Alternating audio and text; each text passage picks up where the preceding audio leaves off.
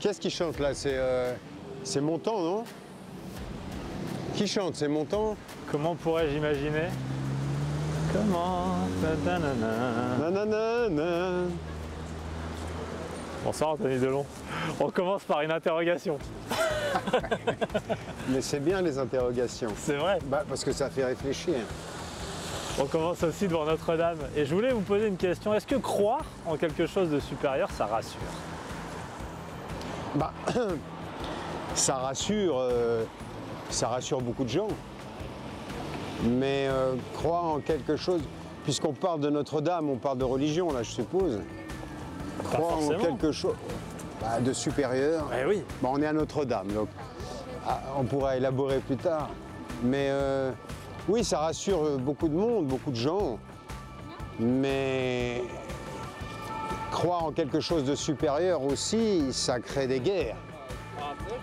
Ça crée de la peur, ça crée des conflits. On parle de religion. Moi, la religion, c'est quelque chose qui m'interpelle, qui m'intéresse, qui me fait peur, parce que c'est contradictoire, ambivalent. Et c'est vrai que ça apporte à beaucoup de gens, à une grande partie de la planète d'ailleurs, du réconfort, de l'empathie, de l'amour, de la lumière. Et paradoxalement, c'est deux faces que vous décrivez. Comment? C'est deux faces que vous décrivez. L'amour, la lumière, et de l'autre côté, vous avez commencé par la guerre et la violence. Oui, et de l'autre côté, eh bien la guerre, la violence, la mort. Je veux dire, les religions tuent tous les jours, encore aujourd'hui. Donc voilà, j'aime pas beaucoup ça. Vous n'aimez pas trop la religion, mais est-ce que vous avez quelque chose en vous, une spiritualité, plus que une croyance en un dogme, une église? Oui, j'ai bien sûr. Ouais, ça oui. Là, vous m'attaquez à froid. Mais bien sûr, j'ai une spiritualité, je crois en une énergie supérieure, une énergie de lumière, justement, d'amour. Je pense que cette énergie est présente en chaque être vivant, humain, les arbres, les plantes, la nature. Et je crois en l'univers, je crois, oui, en pas mal de choses. On y reviendra peut-être tout à l'heure, parce que là, à froid comme ça, j'étais pas préparé.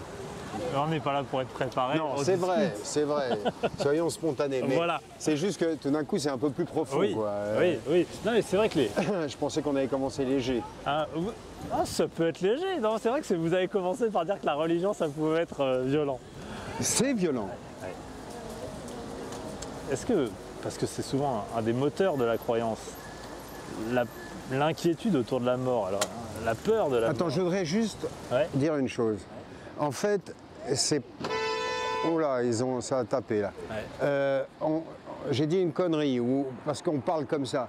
La religion n'est pas violente. C'est les hommes qui le sont, c'est l'interprétation des hommes. Ça fait une différence. C'est vrai que ça fait une différence. Très important. Cette inquiétude de la mort, c'est un des moteurs d'une croyance en quelque chose. Même en vous, vous me parlez de cette énergie. Est-ce qu'il y a cette idée que s'il y a une croyance, quelque chose de supérieur, la suite, l'après, peut être plus réjouissant, peut être rassurant? Ou non, vous, votre spiritualité est dans l'instant? Non, ma spiritualité, elle n'est pas que dans l'instant. Non, elle est en moi et... Je pense qu'on va retrouver les êtres qui nous sont chers. Je pense qu'on va les rejoindre. Je pense qu'il va y avoir une purification. Je pense que on est ici. Moi, je crois en la réincarnation. Je pense que dans chaque vie, on a des choses à accomplir. Et je pense que cet accomplissement doit se faire vers la lumière, vers le bon. Je pense que c'est important de trouver l'essence qui est en nous et voilà, et de s'élever spirituellement. Et Et je pense qu'on a plusieurs vies pour le faire. Vous êtes dans la quantième, vous savez? La quantième parallèle. Où suis-je? Dans la combientième? Ah! J'ose espérer que je suis dans la dernière. C'est la bonne, alors? C'est la plus dure, peut-être. Ah oui? Plus dure envers soi, hein, parce que, évidemment, les combats les plus rudes sont ceux qu'on mène contre soi-même. Hein. On traverse ici, parce qu'on est dans un quartier qui vous parle, qui vous est cher ici. Oui, c'est un quartier qui me rappelle plein de souvenirs. On est rue du Petit Pont. Ouais. Là, il y a le square, si je me souviens bien, là-bas, le square Saint-Séverin. La rue Dante, la rue Galande, où Ouais. êtes-vous? Ah. Et voilà. Et en fait, j'ai habité là quand je suis parti vivre chez ma mère. Je devais avoir 14-15 ans, ouais, 15 ans je crois. En fait, elle s'était installée ici. Elle était encore aux États-Unis, mais elle avait pris cet appartement ici, rue du Petit Pont, au 17, au 5e étage. Et c'était un petit duplex Ouais. sous les toits. Et de sa chambre, alors là on ne la voit pas, hein, parce que c'était de l'autre côté, mais c'était tout en haut, effectivement, on pouvait voir Notre-Dame. Voilà, tout d'un coup j'en parle, ça me rappelle des souvenirs. Et alors c'est là que j'ai rencontré pour la première fois Carlos Monzon, Le boxeur. le boxeur, le Ouais. champion du monde de boxe. Parce qu'il était copain avec ma mère. Ah, je croyais que c'était plutôt votre père qui était Non, mais qui faisait de la boxe. c'est pour enfin, ça qui que je était- rigole. Mon père a Ouais. organisé le championnat du monde. Regardez comme c'est beau là. C'est tellement Paris. Regardez ça. Oui, donc je riais parce que c'est vrai que mon père a organisé le championnat du monde en 72, je crois. Donc c'était Monzon-Boutier. Ouais, ouais, ouais. Et son poulain, on va dire que c'était Jean-Claude Boutier, le français, qui est venu s'entraîner chez nous à Douchy. Mais il était proche de Monzon, hein. Il a été le voir même en Argentine quand il était en prison. Mais Monzon était copain avec ma mère. Et Intéressant, Boutier ce combat. aussi d'ailleurs. Hein. Oui. Le combat était fantastique. Oui, mais c'est quelque chose de vous. Et vous étiez pour qui? Pour votre père ou pour votre mère? Non, non, non, non, non. Mais en fait, Monzon, je l'ai rencontré des années plus tard ici Après, au cours d'un après. voyage à Paris. Ouais, ouais. Je devais avoir 16 ans, quelque chose Ouais. comme ça. Donc c'est 4 ans plus tard. Et il est venu dans cet appartement. Voilà. À l'époque, ma mère vivait avec, dans cet appartement avec Chris Blackwell. Chris Blackwell, qui a été l'homme qui a découvert Bob Marley, qui a découvert U2. Il produisait aussi Grace Jones. Ouais. Et, Incroyable, Grace Jones. incroyable Grace. Alors nous, on était très très proches. J'en ai parlé dans mon bouquin de Grace. Et en fait, elle habitait là. Elle était Tout le venue monde à Paris habitait ici. pour être proche de Chris et de nous, parce que alors là, on était vraiment amis. Elle s'était installée ici à l'hôtel Esmeralda. Vous voyez, ça aussi, ça vient de me revenir.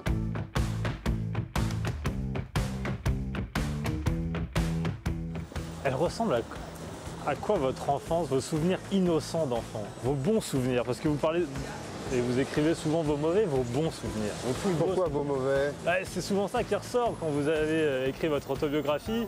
C'est ce qui C'était marque. pas une autobiographie, c'était un essai. Oui, là vous. Là, Un vous jouez essai. un peu sur C'est les comme mots. ça qu'il a Oui. été. C'est Ah comme oui, ça qu'il a été classé. C'était pas une autobiographie.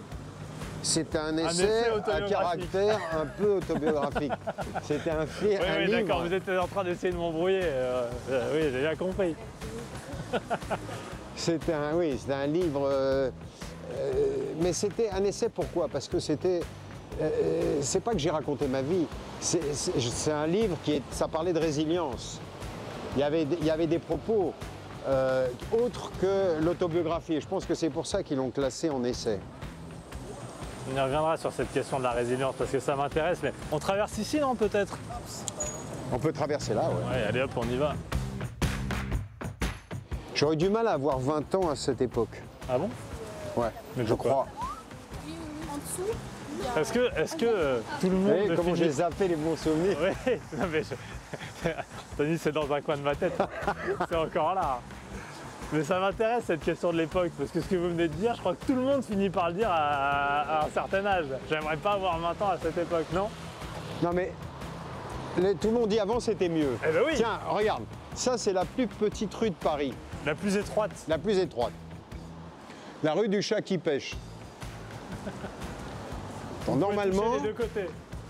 tu vois, Ouais, là, il passe pas un semi-remorque. c'est la plus étroite. Bon, je fais découvrir Paris. Ah bah c'est bien, c'est bien. Vous voyez que c'est un quartier que vous connaissez. Oui, oui, je connais bien. Oui, on dit toujours c'était mieux avant. Ouais, on dit toujours c'était mieux avant. Mais vous le dites aussi. Écoutez, moi, mon avant, c'était les années 80. C'était quand même pas mal. Oui, mais ceux qui ont 10 ans de plus que vous disent que leur avant c'était les années 70. et que C'est c'était quand vachement même bien pas aussi, mal. c'était fantastique.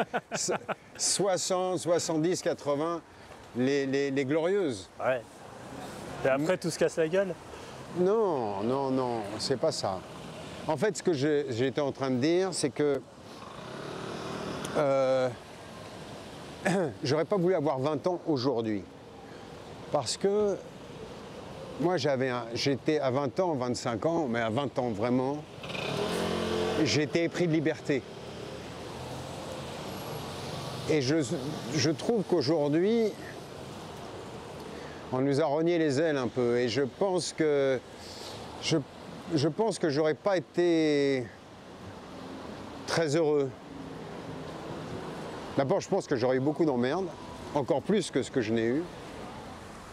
Et pourquoi? Pourquoi vous dites qu'on nous a un peu coupé les ailes et que vous auriez eu plus d'emmerdes? Parce que tout est interdit. Beaucoup de choses sont interdites aujourd'hui. C'est assez paradoxal d'ailleurs, parce que regardez aujourd'hui, merci, Merci, monsieur. la Vista. Aujourd'hui, on lisse tout. Il faut On peut gommer plus. les aspérités. Voilà, on lisse, on ne peut plus rien dire, on ne peut plus faire grand-chose. Voilà, on est réprimandé partout, il y a cet œil de Moscou en permanence, tout le monde juge tout le monde, etc. Mais pourquoi à l'époque? On vous jugeait pas, pourtant vous étiez, on vous Oui, mais il n'y jugeait avait particulièrement. pas ça. Ouais, On n'était pas en permanence, il n'y avait pas les réseaux sociaux, il n'y avait pas... Je veux dire, on pouvait arriver au restaurant avec des amis, dîner, où est-ce qu'on va là-bas? Ouais, on va traverser, mais on est obligé de passer par là. Vous pouviez arriver dans un restaurant sans... Dîner avec des amis, se bourrer la gueule, faire les cons. Voilà, ça pouvait sortir juste s'il y avait quelqu'un qui était là qui dit putain, on a passé une soirée hier soir, on s'est bien éclaté, on a fait ci, on a fait ça. Là aujourd'hui, Même pour un homme comme vous, qui devait être suivi par des paparazzis, par des gens, observés. mais pas tout le temps, pas Ouais. tout le temps. Non mais en général, on finissait tard à l'époque. Après, les paparazzis, ils allaient se coucher avant vous. Sur cette question de l'enfance, c'était visiblement une période difficile pour vous. Vous avez eu du mal à me trouver les bons moments. Parce qu'ils étaient rares. Je sais pas.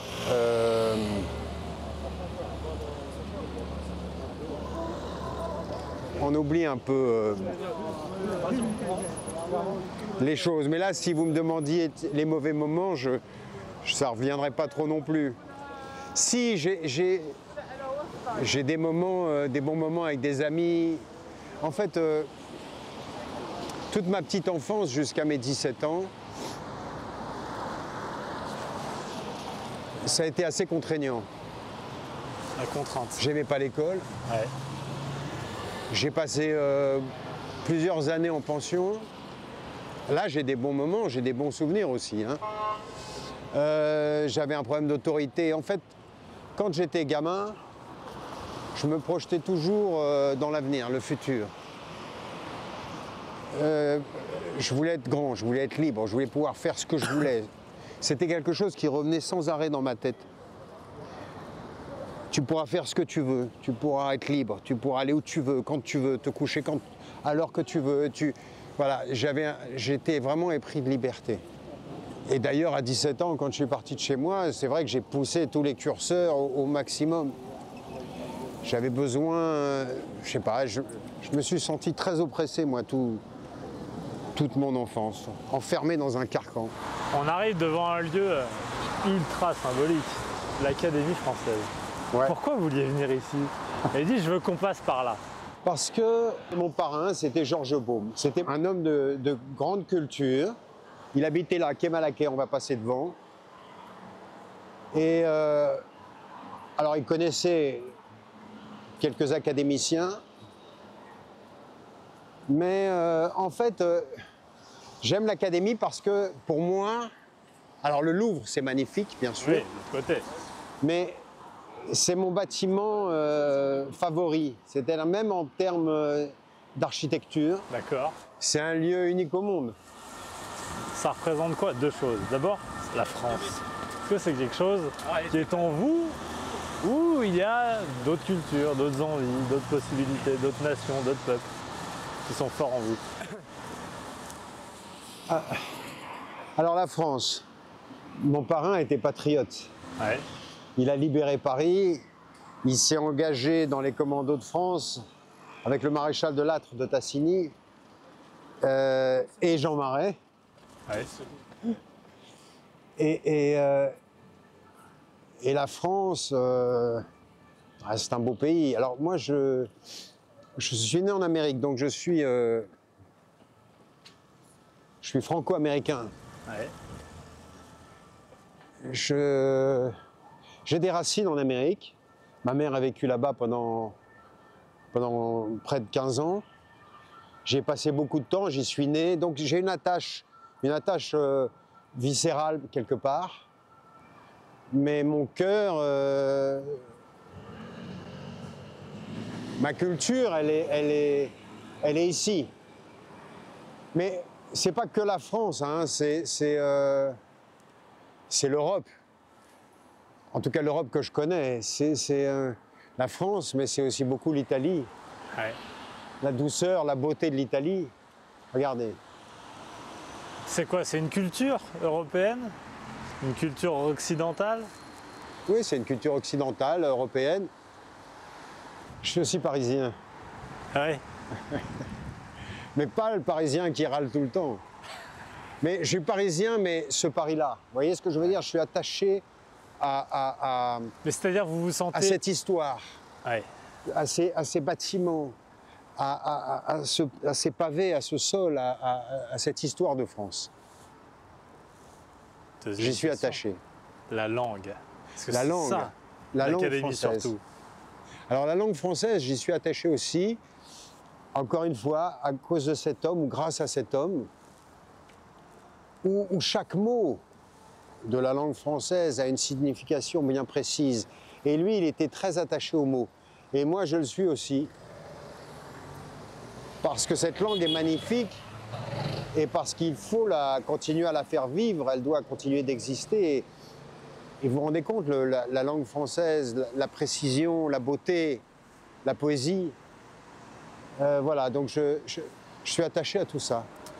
Oui, mais vous avez quitté l'école à 17 ans, je ne me trompe pas.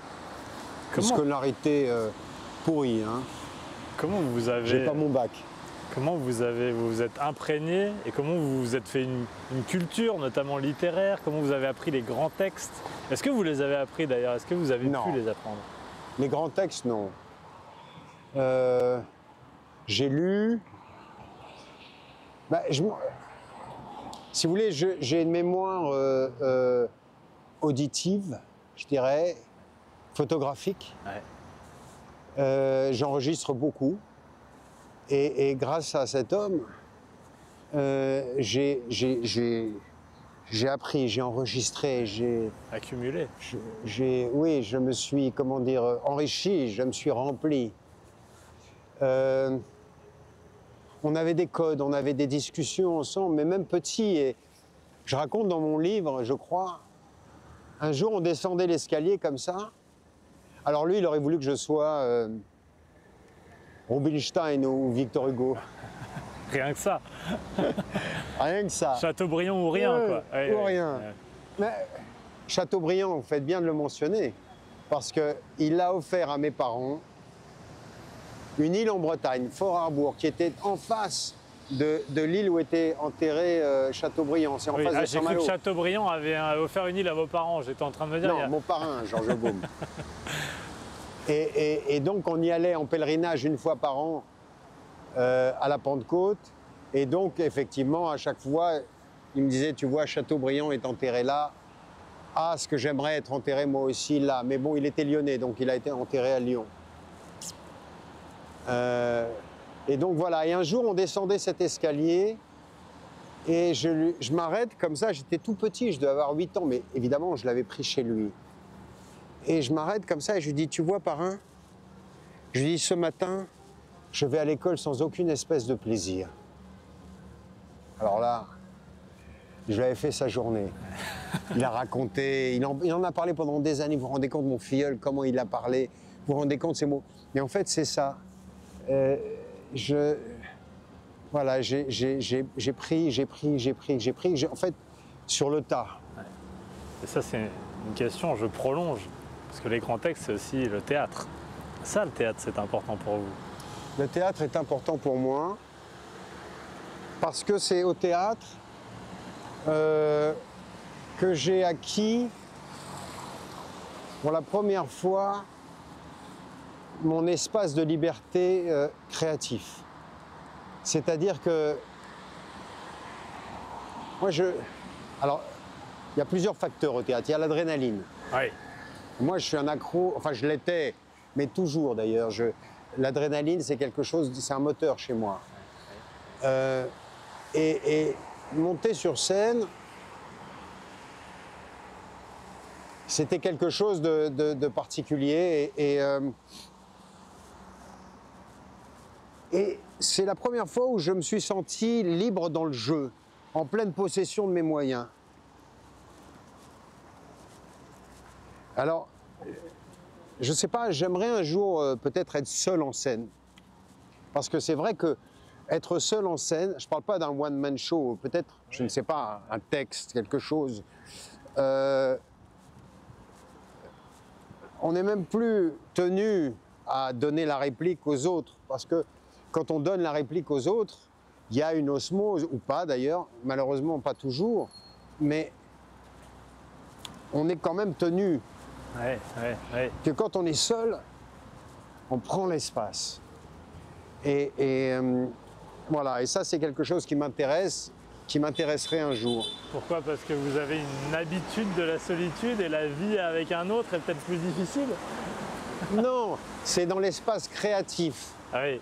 C'est-à-dire qu'en même temps, Oui, à certains deux... vous diront, quand on travaille de manière collective, on décuple nos forces et notre possibilité J'y d'imaginaire. venais, j'ai dit, à deux, on se renvoie la balle. À trois, on se renvoie la balle. Et c'est comme les grands matchs de tennis, on ne les joue pas tout seul. Oui. Mais c'est une expérience, je pense aussi, ce serait une expérience d'être seul en scène. On a parlé du théâtre, bien qu'on parle de cinéma. Je propose qu'on rentre dans cette boutique. Allez. Ils sont sympas, ils nous attendent. Bonsoir. Ça va? Thibaut. Lorenzo, enchanté. Enchanté. Anthony, On s'est vu à Lyon. hein? On s'est vu à Lyon, près de Lumière. Au Festival Lumière, allez, je rentre. On distribue ce film avec Pathé, puis on l'adore évidemment. Dans notre catalogue, 4 films d'Alain Delon, Le Samouraï. Dis Alain, c'est bien. Alain, c'est bien. J'aime bien. Alain, qu'on adore. Quelle Tout joie le de monde vivre. dit Alain. Quelle joie de vivre de René Clément. Voilà. Big Guns. Big Guns de Dulcio Tessari, un film de mec. Ouais, ça c'est un film. Un jeune Alain. Regarde comme il était jeune. Ouais. Et tu C'est vois, après ou avant Plein Soleil? Après? Avant, je pense. Avant, ouais, c'est avant, il est très jeune là-dessus. c'est oui, très très jeune. Ouais. Mais ce qui est incroyable, c'est qu'il a... Bon, lui, il est pas mal non plus. Il est pas mal aussi, ouais. C'est le même acabit. Mais il a une plus petite carrière. Il a écrit une légende, mon père. Il est rentré dans l'histoire et... Pardon. Non, je t'en prie. Et il a... Celui-là aussi, qui est Ah, un ça, très c'est beau bien, film. ça. Un peu à contre-courant de ses autres rôles, qu'on est très fiers d'avoir. Professeur. Dans notre catalogue. Magnifique film. Ça veut dire quoi écrire une légende? tout acteur ne peut pas le faire, ça. Non, bah non. Non. Et comment on l'explique? Il est rentré dans l'histoire, Ouais. il a écrit une légende, j'ai presque envie de dire sa propre légende. Tu vois? Et en fait, quand j'étais gamin, j'ai vu presque tous ses films. D'ailleurs, il a fait Zorro pour moi. Le mec, il se la raconte. Je savais pas. Et les jeunes, les gens, on sait qui Zorro? Quoique non, parce que Dujardin, je crois qu'il le fait. Enfin. Et c'est vrai que là, depuis son départ, j'ai revu beaucoup de choses avec mes enfants parce qu'elles avaient envie de voir des choses. Et c'est phénoménal, quoi, ce qu'il a fait en 25 ans. Parce qu'en fait, en 20 ans, 25 ans, Ah ouais. je dirais presque, oui, 20 ans, 15-20 ans, c'est phénoménal. Et je pensais à une chose l'autre jour, et justement en voyant cette affiche, voilà, là il était très très jeune. Je pensais à certaines stars d'aujourd'hui, du cinéma américain surtout. Ouais. L'autre jour j'ai vu Brad Pitt, George Clooney, bon, moi j'adore, c'est des stars aujourd'hui. Hein. Mais en fait, mon père, ce qui est incroyable, c'est que Plein Soleil, Samouraï, Mélodie en sous-sol, il était très jeune. Ouais. Et il était déjà très jeune, on va dire à 90%. C'est-à-dire tout de suite, il a été au top. Ouais. Vraiment, c'est fou ça. Parce que tu vois, tout d'un coup, je me suis dit, mais en fait, Brad Pitt, à 23 ans, 25 ans, tu vois, c'était. Thelma et Louise, il était super. Ouais. Mais c'est un mannequin pour Calvin Klein, tu vois. Là, il y avait une puissance, il y avait. C'est comme si. Il était jeune, mais il y avait quelque chose à l'intérieur. Il y avait une maturité, il y avait quelque chose d'exceptionnel. C'était quoi, le cinéma que vous regardiez quand vous étiez enfant? C'était le sien ou il y avait autre chose? Il y avait d'autres ouvertures, d'autres possibilités, d'autres grands acteurs, d'autres grands Aucune autre réalisateurs? possibilité. C'est vrai? Non, quand j'étais vraiment tout petit, je regardais ces films parce qu'on avait une salle de projection à avenue de Messine. Non, pardon, rue François 1er. Et donc, à mes anniversaires, ils projetaient un film de lui. Et je faisais venir mes copains. Génial. Et chaque année, c'était un film de lui. Et donc, non, après, mon parrain m'emmenait au cinéma une fois par semaine. Donc, j'ai découvert Kurosawa, Dersu Uzala à l'époque, qui a été. J'ai découvert. Alors, j'aimais beaucoup Steve McQueen, j'aime toujours d'ailleurs. Ouais. Il y avait aussi Les Duellistes de Ridley Scott, C'est bon. qui ont été des films qui m'ont marqué dans mon enfance. 2001, l'Odyssée de l'espace. Voilà, oui, j'ai vu des choses.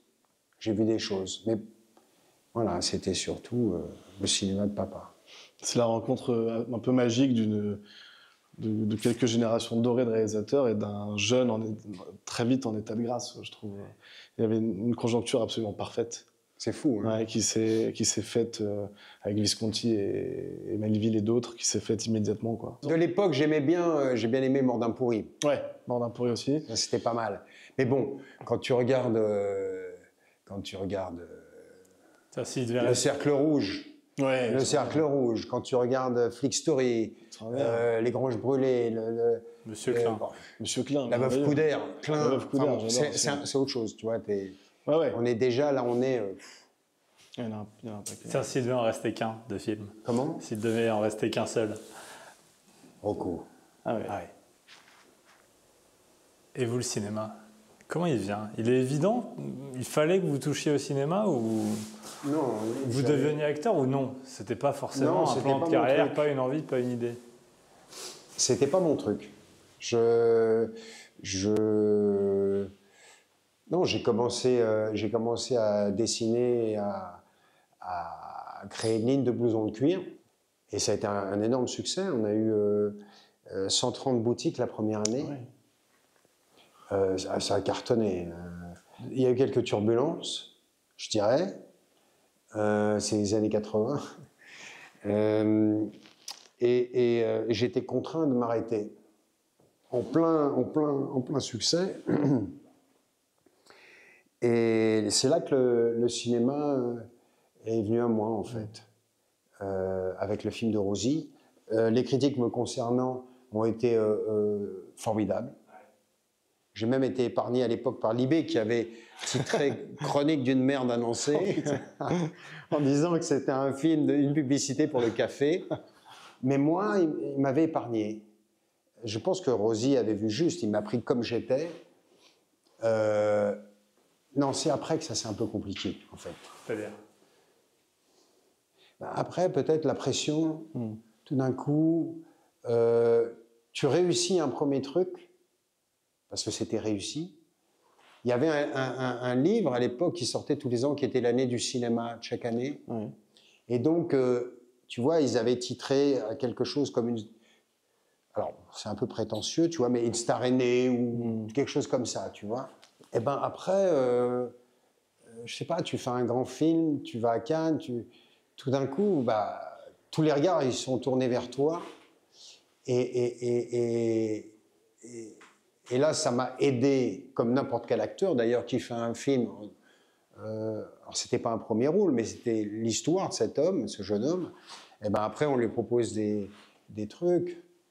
Là, ce dont on parlait tout à l'heure, la pression, la comparaison avec lui,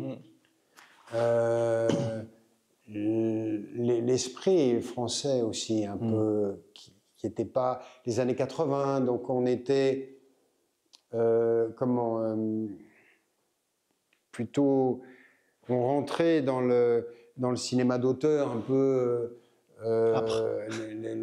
le cheveu gras, la tronche de traviole un peu, tu vois, je caricature, mais c'est pas loin.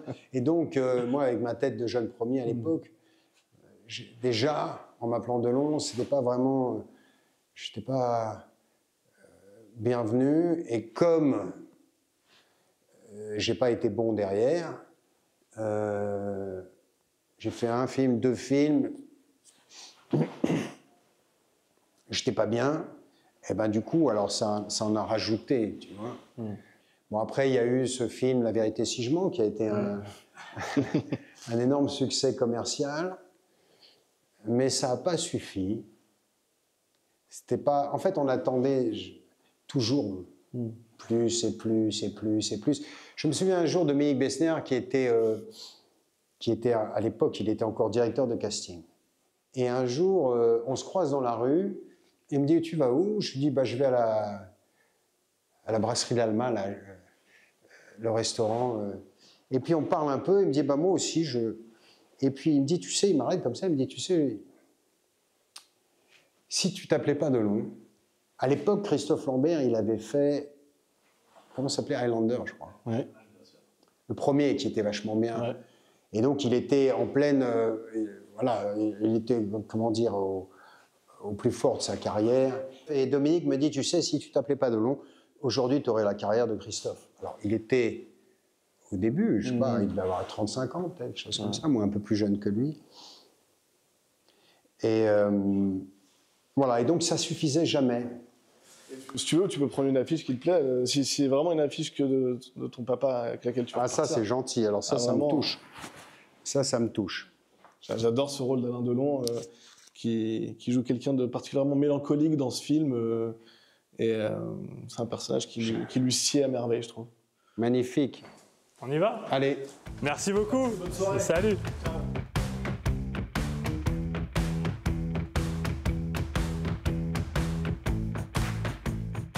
On a parlé de votre enfance. On n'a pas parlé vraiment de votre jeunesse. C'était une jeunesse chaotique, vous cherchiez? Je me cherchais sûrement, ouais. Inconsciemment, je me cherchais. J'avais besoin de... Je vous l'ai dit, j'avais besoin de vivre.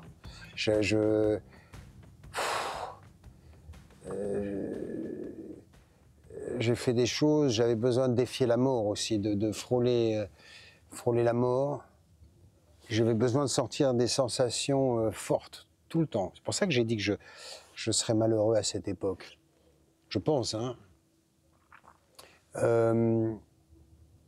Oui, je vais me chercher. Je l'écris mieux que je ne le raconte. Hein. Mais vous saviez que vous étiez en train de faire des conneries ou non? C'était presque normal parce que c'était une attirance, parce que c'était une vie comme ça. Par exemple. Ouais, par exemple, le jour où vous avez une arme et que vous êtes arrêté avec, c'est que vous faites une connerie ce jour-là. Enfin, ce jour-là et tous les autres, j'imagine. Ce jour-là, vous n'êtes pas attrapé, c'est qu'il y a eu d'autres fois où vous n'êtes pas fait attraper.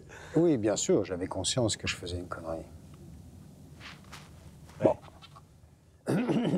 On m'a enfermé un mois à Bois d'Arcy, à la prison de Bois d'Arcy. Oui, mais alors... Parce que vous avez été arrêté avec l'arme de Bruno Sulac. Une arme de Bruno Sulac qui avait été volée à des gendarmes. Bruno Sulac, c'était un gangster, Ouais. un voleur, un braqueur. Ouais, le gentleman braqueur. Donc oui, bah, oui, j'avais conscience en tout cas de faire quelque chose qui était interdit. La prison, est-ce que ça a été peut-être un déclencheur à un moment ou non? Ça vous a pas aidé à prendre conscience de... Si, je me suis dit... c'est là que j'ai lancé ma ligne de cuir, en fait. Je me suis dit... C'est pas une vie pour toi. La vie que j'avais depuis que j'étais parti de chez moi. Et ça va mal se terminer. Tu peux faire autre chose. Ça ressemble à quoi la prison? Parce que les gens peuvent pas savoir si on le vit pas. C'était dur, c'était violent ou ça a été... L'enfermement, c'est dur. Bon, j'ai fait un mois, j'ai pas fait 10 ans. Mais l'enfermement...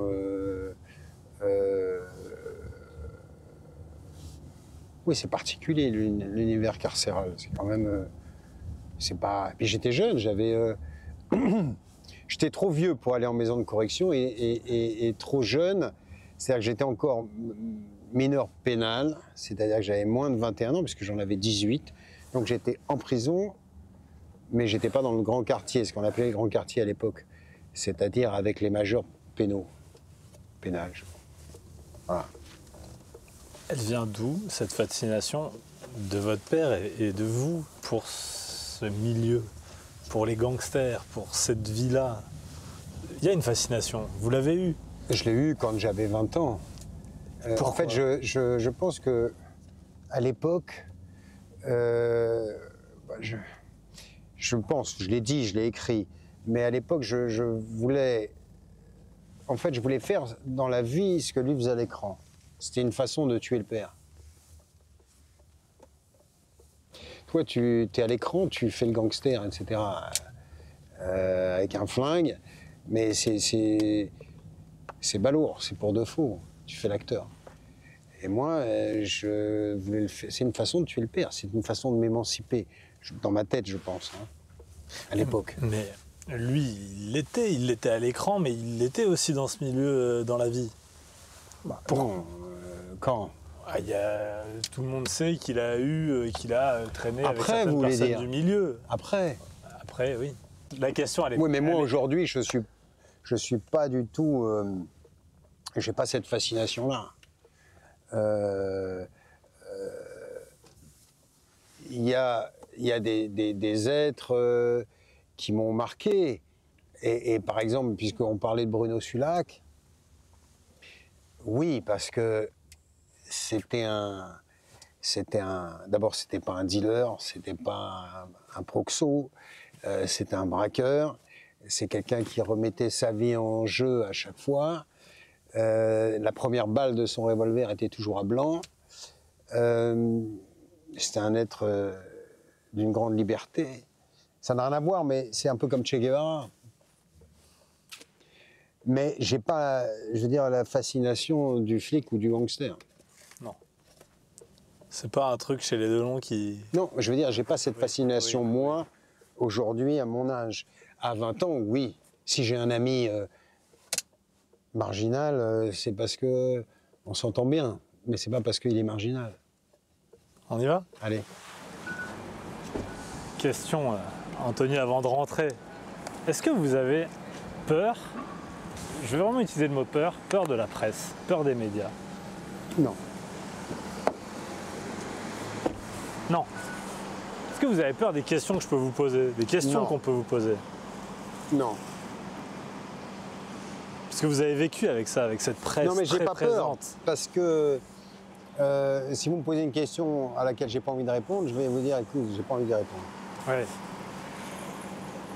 Mais elle n'a pas été trop intrusive parfois, elle est trop Si, loin. mais aujourd'hui, j'ai la peau, Le cuir. j'ai Qu'elle le veut cuir dire. bien tanné, comme on dit. Donc,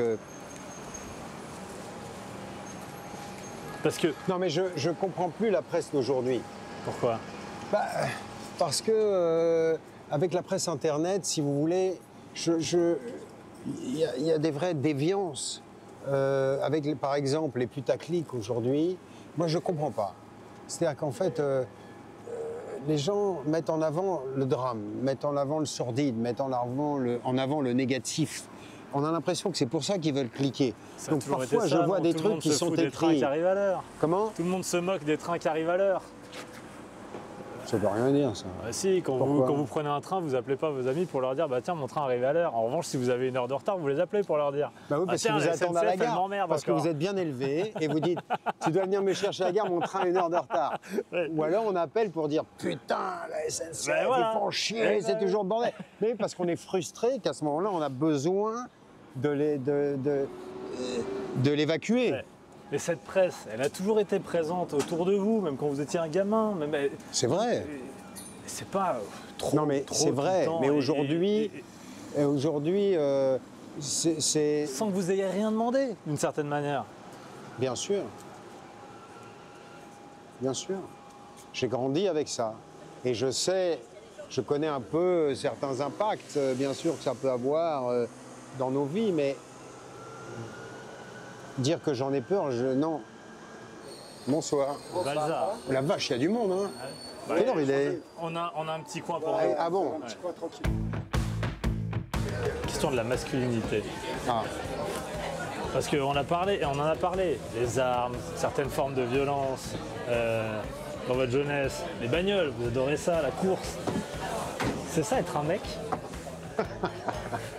Quel âge vous avez? J'ai 29 ans. Non, ça c'est l'adrénaline. C'est moi j'ai l'instinct de compétition physique, mais tout petit c'était comme ça. J'ai fait beaucoup de sport toute ma vie. Mais le défi, ma mère était comme ça. Je repose ma question, est-ce que c'est ça être un mec? Non, je sais pas vraiment ce que c'est que d'être un mec, mais moi, je sais pas si je suis une bonne référence parce que j'ai un côté féminin qui est très fort chez moi. J'ai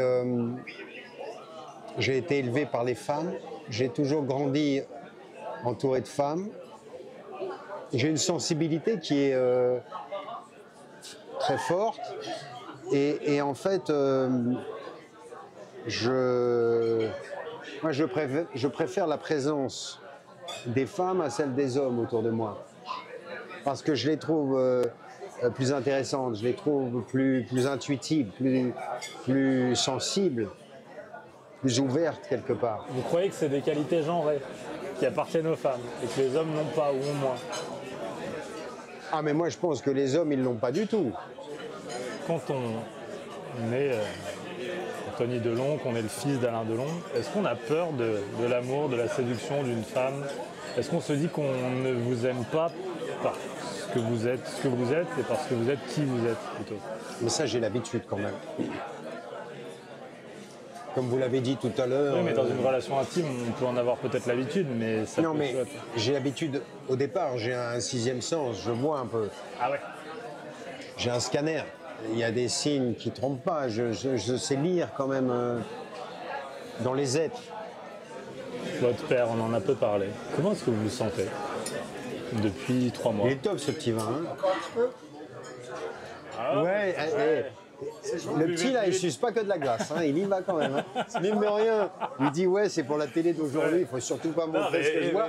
Le verre, il était plein, regarde, il est tout rouge. Pas encore, faut pas T'as vu rigoler. Il est bon, non? Les saucissons aussi, il est bon. Moi, j'adore cet endroit parce que je venais avec ma mère. Elle avait ses habitudes ici, elle s'asseyait là-bas.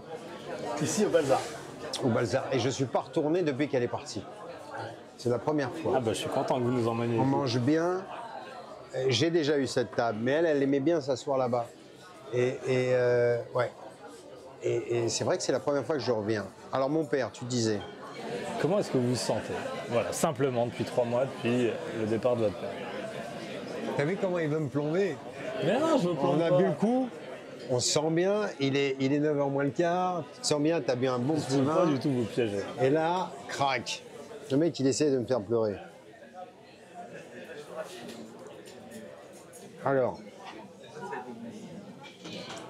comment je me sens? Comment je me sens depuis qu'il est parti?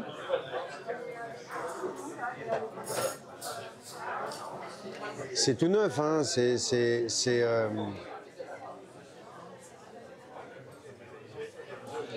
Ça fait 3 mois. Je veux garder le meilleur. Justement, je parlais de cet enfant qui est à l'intérieur de nous, cet enfant créateur pour l'artiste, c'est l'enfance beaucoup, et l'adolescence. Voilà, il y a eu des moments d'amour inconditionnel quand j'étais tout petit, et c'est tout ça que j'essaye de me remémorer et que je veux garder. Vous y pensez chaque jour, chaque heure, chaque minute? Comment ça se caractérise? Chaque minute, non.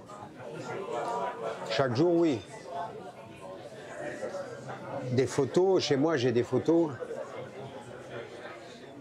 Voilà, je vais à Douchy 2-3 fois par semaine. Enfin 2-3 jours par semaine. D'abord parce qu'il y a Lugo. Mais vous voyez, c'est la constance. Lugo, c'est tout ce qui nous reste de vivant. De lui. C'est son chien. Et il fait partie de la famille. Donc je vais à Douchy pour Lugo. Pour voir le chien. C'est surtout pour ça d'ailleurs. Et puis à chaque fois, je fais un petit détour pour la chapelle, naturellement. Est-ce que d'une certaine manière, c'est un nouveau départ pour vous? Ou non, pas encore, ou non, ça Chaque sera deuil jamais. est un nouveau départ. Parce que c'est très difficile de perdre quelqu'un. C'est comme une rupture. Les ruptures, c'est difficile. Donc, c'est une nouvelle vie qui démarre après chaque rupture. Et moi, j'ai eu une chance, c'est d'avoir 4 parents en quelque sorte. C'est une chance, ça m'a sauvé.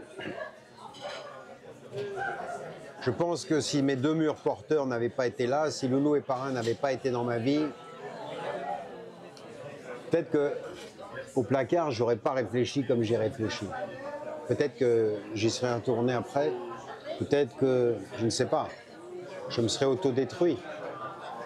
Mais c'était une chance extraordinaire. Mais en même temps, bah, c'est une punition parce que l'addition, vous la multipliez par 4. Perdu Loulou, perdu Parrain, perdu ma mère. Et le dernier. Voilà. Mais quand vous perdez le dernier, ben...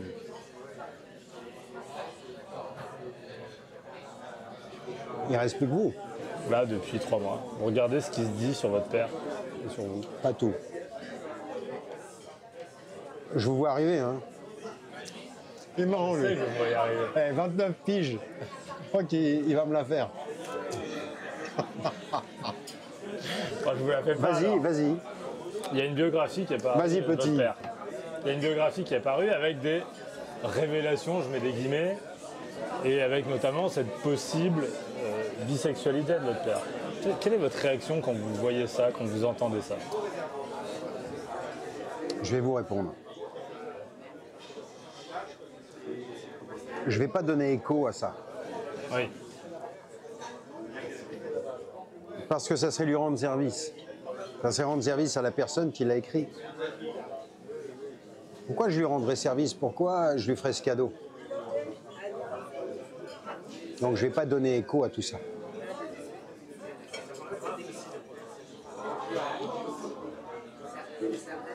Je préférais le premier saucisson. Parce que vous trouvez que c'est une attaque et une manière de s'attaquer à votre père? Le mec, il insiste. Attends, j'insiste pas, j'essaye de comprendre.